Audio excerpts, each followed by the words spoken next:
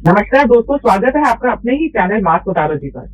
आज हम एक ऐसे नैरेटिव का मास उतारेंगे जो आज से नहीं, करीबन 2021-22 से ही शुरू हो गया था, जहां से राहुल गांधी ने जितनी आबादी उतना हक के नारे देने शुरू कर दिए थे।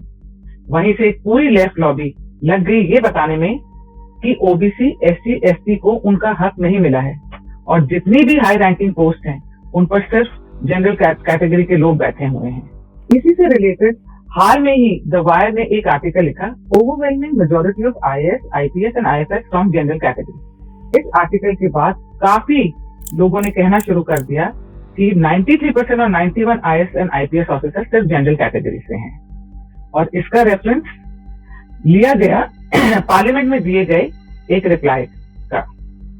सवाल पूछा था डॉक्टर जॉन ब्रिटास ने, जो केरला से लेफ्ट के एमपी हैं। उन्होंने 4 सवाल पूछे थे, जिसमें सबसे इंपॉर्टेंट ये था कि the number of officers currently in position in each of these services, service wise and कार्डर वाइज। दूसरा सवाल था number and representation of SC, ST, OBC. ध्यान दीजिए, यहाँ ईयर वाइज डेटा नहीं पूछा गया। ये नहीं कहा गया कि शुरुआत से लेकर अब तक के पूरा डेटा दीजिए, सिर्फ नंबर और रिप्रेजेंटेशन पूछा गया। सरकार जवाब में बताती है कि टोटल आईएएस ऑफिसर 6,877 है और आईपीएस ऑफिसर 5,099 है। फिर सरकार 2020 से 2024 तक के 5 साल का रिक्रूटमेंट डेटा देती है तो prove representation of OBC, SC, ST in all Indian services. इन 5 सालों में 2020 और 24 के बीच ओबीसी के रिक्रूटमेंट आईएएस में 245 है, एससी 135 और एसटी 65 बताए गए। ये 5 साल का डेटा है।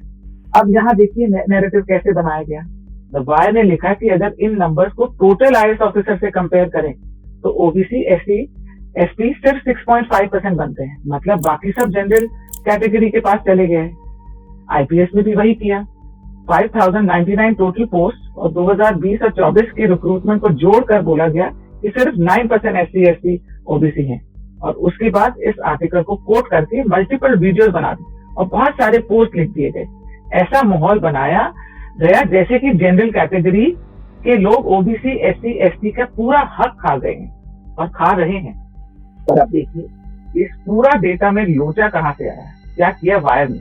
इन्होंने 5 साल के रिक्रूटमेंट डेटा को टोटल एग्जिस्टिंग ऑफिसर्स के साथ कंपेयर कर दिया।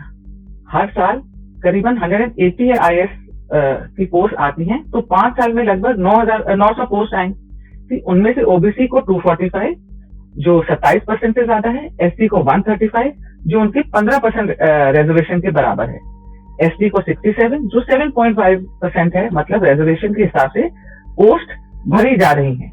जनरल कैटेगरी के लोग किसी का हक नहीं खा रहे हैं और ना ही मार रहे हैं। सेम बात आईपीएस की पोस्ट के लिए भी ट्रू है। हर साल करीबन 200 पोस्ट आती है, तो 2020 और 24 में करीबन 900 से 950 पोस्ट आएंगे। तो ओबीसी को उसमें से 255 मिली, दैट इज 27%, एससी को 141, दैट इज 15%, एसटी को 71, दैट इज 7.5, मतलब रिजर्वेशन के ही रूल फॉलो कर रहे हैं, कोई किसी का हक नहीं मार रहा है। ये बात बहुत क्लियर हो जानी चाहिए। लेकिन नैरेटिव तो क्या बनाया गया कि 90% आईपीएस और आईएएस जनरल कैटेगरी के हैं। ये सरासर गलत कंपैरिजन है। 5 साल का डेटा टोटल कार्डर स्ट्रेंथ से कंपेयर करके पब्लिक को मिसलीड किया गया।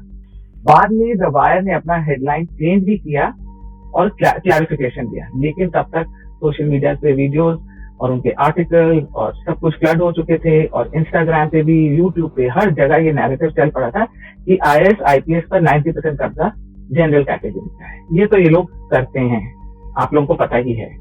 सवाल ये है कि अगर सच में प्रॉपर कंपैरिजन करना होता तो ईयर वाइज या कार्डर wise SC, ST, OBC representation का क्वेश्चन पूछा जा सकता था, पर नहीं। सवाल को कुछ इस तरह फ्रेम किया गया कि आंसर को ट्विस्ट करके नैरेटिव बनाया गया और नैरेटिव बनाया जा सके। अब बात यहाँ सिर्फ डेटा की नहीं है। जब बार बार ये कहा जाएगा कि 90% पोस्ट जनरल कैटेगरी के पास यार उन्होंने कैप्चर कर ली है, तो सोसाइटी में तो डिवाइड क्रिएट होता ही है। जितनी आबादी उतना हक वाली पॉलिटिक्स को ये आर्टिकल्स फ्यूल करते हैं। जी हाँ, आग लगाते हैं।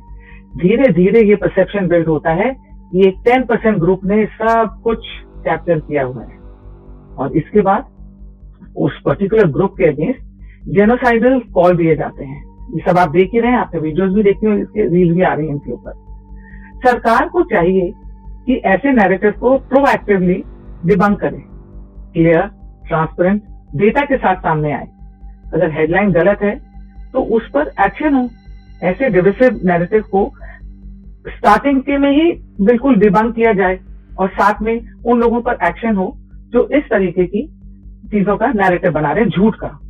आखिरी में मेरे 2 पॉइंट हैं। पहला सवाल मेरा बीजेपी से है कि बीजेपी इस टाइम पर इस तरह के नैरेटिव्स क्यों बनने दे रही है।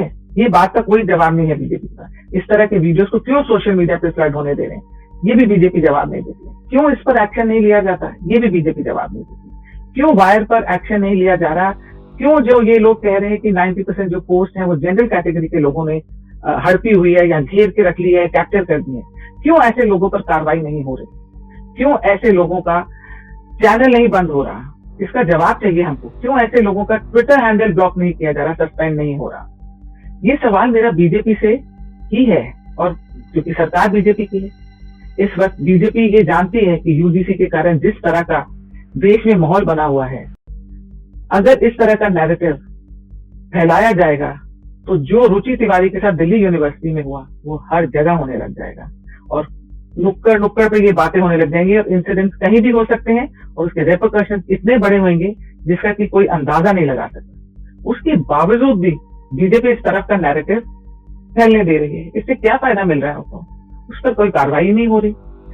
मुझे तो कुछ समझ नहीं आ रहा। बीजेपी को इस बात पर तुरंत कार्रवाई करनी चाहिए, और अगर बीजेपी नहीं करेगी तो ये सोसाइटी को बहुत हद तक डिवाइड करेगा। अब मेरा दूसरा क्वेश्चन होते है, जो लोग ये कहते हैं कि हमें हमारा ऑप्शन मिल जाएगा अगर हमने बीजेपी को वोट नहीं भी दिया तो क्या करें, तो ये है आपके ऑप्शन।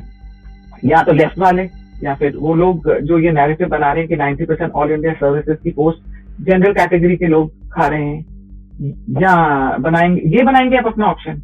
जो 85% रिजर्वेशन की डिमांड बिहार में कर रहे हैं, वो बनेगा आपका ऑप्शन अगर आप बीजेपी को वोट नहीं देते। ये आपके ऑप्शन है।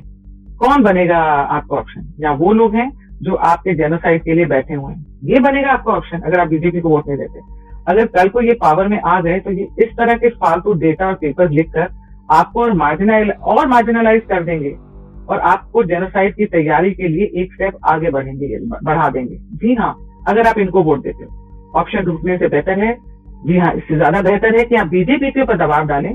बीजेपी जो गलत कर रही है उसको, उस गलतियों को सुधारे, और हमारा जो नैरेटिव होना चाहिए वो बीजेपी से करवाएं। आप प्रेशर डाल सकते हैं और दबाव डाल सकते हैं। ऑप्शन ढूंढने जाएंगे तो राहुल गांधी, अखिलेश यादव, और बिहार में तेजस्वी, और तमिलनाडु में डीएमके, जो 85 to 90% रिजर्वेशन की बात कर रहे हैं, वो लोग आपको मिलेंगे। जो प्राइवेट सेक्टर में भी रिजर्वेशन की बात कर रहे हैं, वो लोग मिलेंगे अगर आप बीजेपी को वोट नहीं करते। और वो लोग मिलेंगे जो जितनी आबादी उतना हक की बात कर रहे हैं, वो लोग आपको मिलेंगे। जो लोग आपसे आपकी प्रॉपर्टी छीनने के लिए आपकी मेहनत की कमाई है जो आप है वो छीन के किसी और को देना चाह रहे हैं, अगर आप बीजेपी को वोट नहीं करते, ये आपके ऑप्शन है। वो ऐसी बातें करेंगे, वो आपके लिए दूसरी ऑप्शन है क्या? इसलिए ऑप्शन की बात नहीं करिए। कैसे बीजेपी में सुधार लाएं इसकी बात करिए। कैसे बीजेपी की पॉलिसीज को इन्फ्लुएंस किया जाए इसकी बात कीजिए। बीजेपी के ऊपर दबाव डालिए तो आप अपना और उनसे अपना काम करवाइए। धन्यवाद।